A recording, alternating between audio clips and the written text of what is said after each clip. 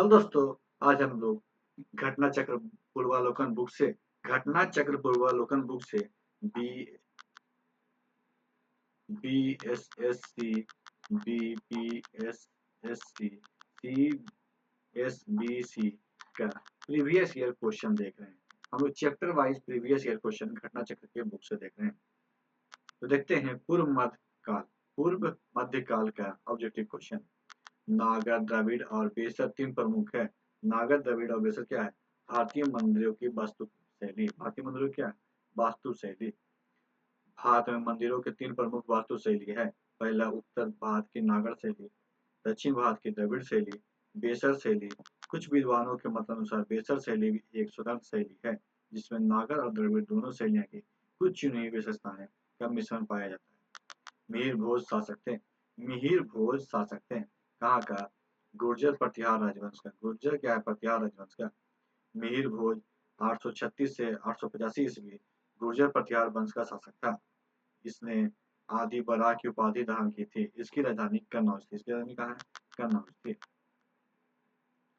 प्राचीन भारत विविध। प्राचीन भारत क्या है? विविध। देखते हैं। शुंग शासकों की राजधानी कहाँ थी? शुंग शासकों की राजधानी विदिशा थी। शुंग शासक की राजधानी पाटलिपुत्र थी। पुष्यमित्र शुंग अंतिम मौर्य वेदरथ का सेनापति था। इसने 184 ईस्वी में वेदरथ की हत्या कर शुंग वंश की स्थापना की।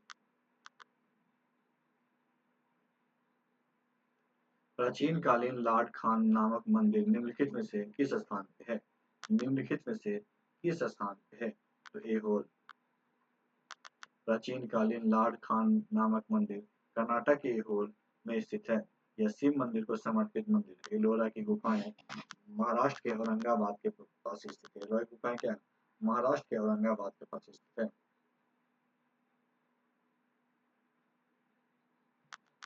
विजयनगर साम्राज्य की राजधानी कहाँ थी? विजयनगर साम्राज्य की राजधानी हम्पी थी। विजयनगर साम्राज्य की राजधानी हम्पी थी, जो वर्तमान में कर्नाटक राज्य में, जो क्या वर्तमान में कर्नाटक राज्य में। हम्पी यूनेस्को के विश्व धरोहर स्थल में शामिल। हम्पी क्या है?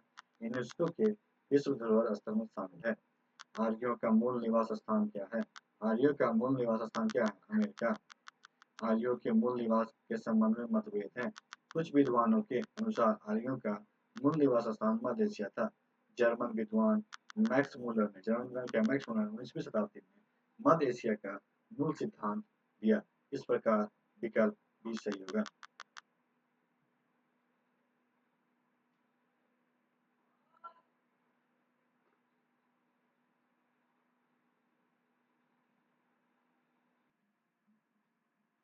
पंचतंत्र के रचनाकार कौन है? पंचतंत्र के रचनाकार विष्णु शर्मा है। पंचतंत्र के रचनाकार विष्णु शर्मा। यह पशु पक्षियों के कथाओं के मध्य के नीति परक ज्ञान प्रदान करती है।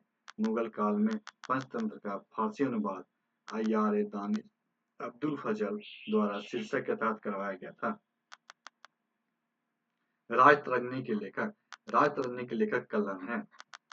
राजतरंगिणी कल्हण द्वारा रचित एक संस्कृत ग्रंथ है। इसका शाब्दिक अर्थ होता है राजाओं की नदी। इसका शाब्दिक अर्थ क्या है? राजाओं की नदी। इसमें कश्मीर के इतिहास का वर्णन है, जो महाभारत काल से आरंभ होता है। इसमें 8 तरंग हैं। इस समय कश्मीर में केवल वैदिक धर्म ही प्रचलित था। पहले तरंग में बताया गया कि सबसे पहले कश्मीर में पांडवों के समकालीन शासक गोनंद ने राज की स्थापना की थी।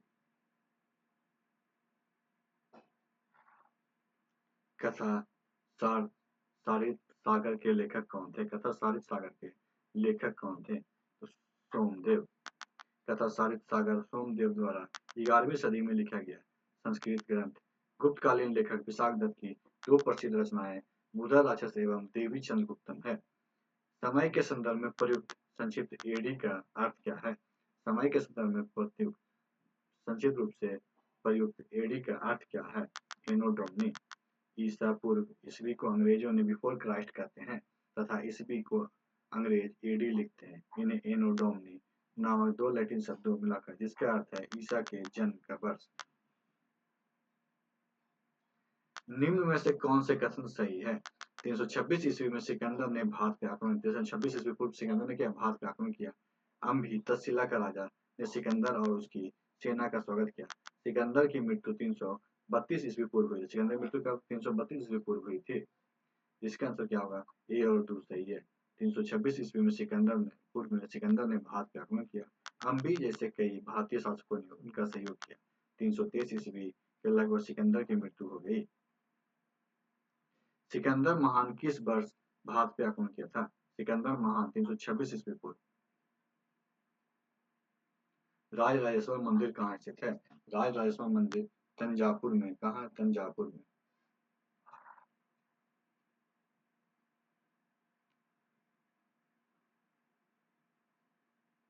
राजराजेश्वर मंदिर का निर्माण चोल शासक राजराज प्रथम ने करवाया था। यह मंदिर तंजौर वर्तमान तंजावुर में स्थित है। इस मंदिर का निर्माण द्रविड़ शैली में कराया गया था।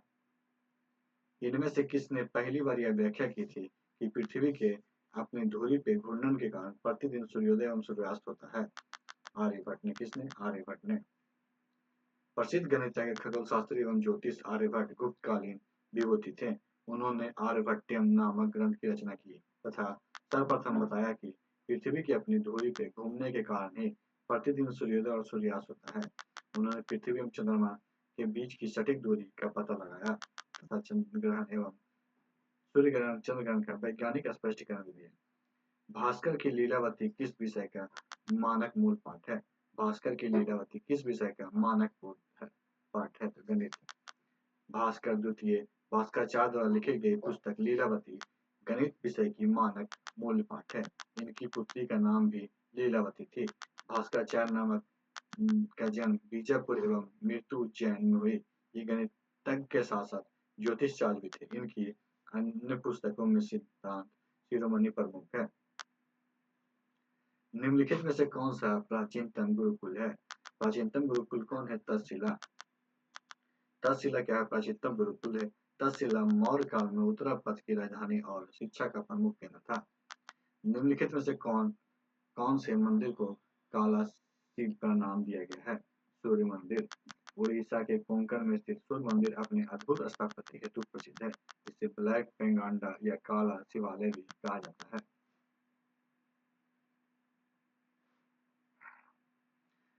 बंगाल का प्राचीन नाम क्या था, कामरूप। बंगाल का प्राचीन नाम क्या था। प्राचीन काल में गौड़ या बंग के नाम से बंगाल को जाना जाता था। विजयनगर साम्राज्य में अमरम शब्द का अर्थ क्या था। विजयनगर साम्राज्य में अमरम शब्द का अर्थ गरीबों का अनुदान था। अमरम सैनिकों को प्रदान अनुदान था। सैनिकों को क्या है, प्रदान अनुदान था। इन्हें साम्राज्य की सेवा के लिए पैदल सैनिक घुड़सवार हाथियों की एक निश्चित संख्या रखनी पड़ती थी। नायकों को भी केंद्रीय राजस्व में एक निश्चित राशि देनी पड़ती थी। विजयनगर का शाब्दिक अर्थ है जीत का शहर। तंजावुर में प्रसिद्ध बृहदेश्वर मंदिर किसने बनवाया था।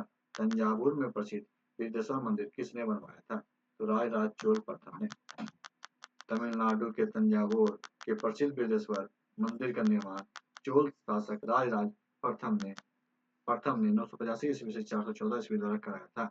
यह द्रविड़ शैली का शिव मंदिर है जिसे राजेश्वर मंदिर के नाम से भी जाना जाता है।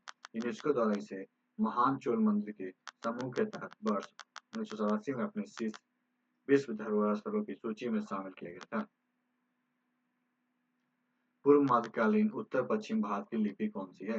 पूर्व मध्यकालीन के उत्तर भारत की लिपि कौन सी है, तो शारदा।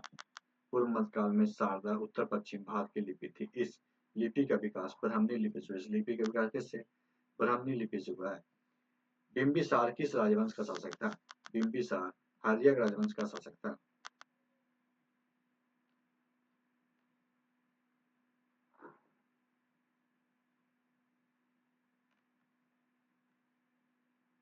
बिंबिसार हर्यक राजवंश का शासक था। हर्यक वंश का शासक मगध में 544 ईस्वी से 412 ईस्वी तक शासक था। अजातशत्रु उदयन नागदासक आदि हर्यक वंश के अंश शासक थे। कैलाशनाथ मंदिर किस वंश ने और किस राजा ने बनवाया था। इसका आंसर होगा पल्लव ने। कैलाशनाथ मंदिर काजीपुरम तमिलनाडु में स्थित है। इस मंदिर का निर्माण पल्लव राजवंश द्वारा करवाया गया था। सूची 1 और सूची 2 का मिलान करें और सूचियों ने नीचे दिए कोड का उपयोग करके सही लिखें। इसका आंसर क्या होगा, डी। ए का बृहद संहिता 12 मिहिर, बी मुंशिका मनसा इसका होगा अतुला, राजतरंगिणी का लेखक कल्हन और विक्रमादित्य चरित का बिल्हन। इसका सही सुमेलित है बृहत संहिता बराहमिहिर, मुंशिका मनसा मनसा अतुला, राजतरंगिणी कल्हन, विक्रमादित्य चरित बिल्हन। कल्हन द्वारा रचित राजतरंगिणी है। कल्हन द्वारा रचित राजतरंगिणी क्या है? कश्मीर का इतिहास। 12वीं शताब्दी में कल्हन द्वारा रचित राजतरंगिणी मध्यकालीन कश्मीर के इतिहास का मुख्य स्रोत है। राजतरंगिणी में 7,826 श्लोक, इससे तरंग नामक 8 पुस्तकों में विभाजित किया गया है। राजतरंगिणी कश्मीर के राजाओं के बारे में प्रशासन, सामाजिक, राजनीतिक और आर्थिक जानकारी देता है। राजतरंगिणी कश्मीर के राजा अनंत देव के पुत्र राजा कलश के शासन काल के दौरान कश्मीर में व्यापक शासन का वर्णन किया है। तो आज की वीडियो में समाप्त करते हैं। नेक्स्ट वीडियो हम लोग मध्यकालीन भारत का इतिहास के बारे में पढ़ेंगे। तो आज की वीडियो में समाप्त करते हैं। वीडियो अच्छा वीडियो को लाइक कीजिएगा, दोस्तों का शेयर कीजिएगा और हमारे चैनल को सब्सक्राइब कीजिएगा। वीडियो देखने के लिए आपका धन्यवाद।